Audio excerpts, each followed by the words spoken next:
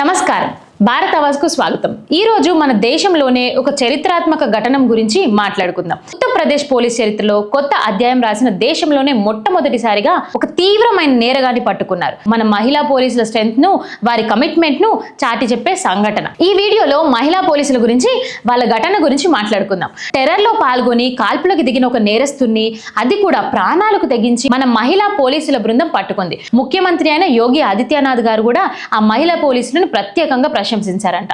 నిజంగా ప్రతి ఒక్క భారతీయుడు గర్వించదగ్గ విషయమే ఇది। మరి మన సమాజంలో మహిళలు అనేక రంగాల్లో తమ సత్తా చాటుతున్నారు। ఒకప్పుడు కేవలం పురుషులు మాత్రమే చేయగలరు అనుకున్న ఎన్నో పనులు ఇప్పుడు మహిళలు అంతే ధైర్యంగా అంతే సమర్థవంతంగా చేస్తున్నారు। ఈ విజయగాథను చూస్తుంటే ఇది కదా నిజమైన మహిళా సాధికారత అని అనిపించింది। కేవలం పేపర్స్ లోనో డిస్కషన్స్ లో లేకుండా రియల్ లైఫ్ లో వాళ్ళు చూపిస్తున్న ధైర్యం వారి కమిట్మెంట్ నిజంగా అభినందనీయం। మరింత మంది మహిళలు పోలీస్ రంగంలోకి రావడానికి ఇదొక ఇన్స్పిరేషన్ గా కూడా మారుతుంది మరియు గర్వంగా చూడనీయకంగా ఉంది। ఈ మహిళా పోలీసులు టెర్రర్ ఆపరేషన్స్ లో పాల్గొని నేరగాళ్లను పట్టుకోవడంలో ఎంతటి కరేజ్ ను స్కిల్స్ ను ప్రదర్శించారో మనం చూసాం। ఇది వారి ట్రైనింగ్ కు డెడికేషన్ కు నిదర్శనంగా నిలిచింది। ముఖ్యమంత్రి యోగి ఆదిత్యనాథ్ గారి ప్రశంసలు వారికి మరింత బూస్ట్ ఇస్తాయని అనడంలో సందేహమే లేదు। మీరు కూడా ఈ సంఘటన గురించి గర్వపడుతున్నారా?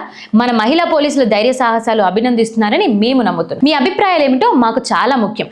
దయచేసి కామెంట్ బాక్స్ లో తెలియజేయండి। సమాజంలో శాంతి భద్రతల పరిరక్షణ maintaining law and order in సొసైటీలో మహిళా పోలీసుల పాత్ర అత్యంత కీలకం।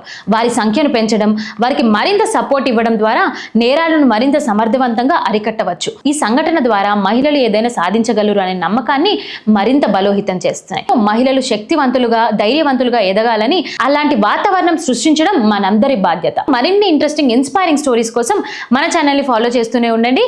భారత్ ఆవాజ్, జై హింద్।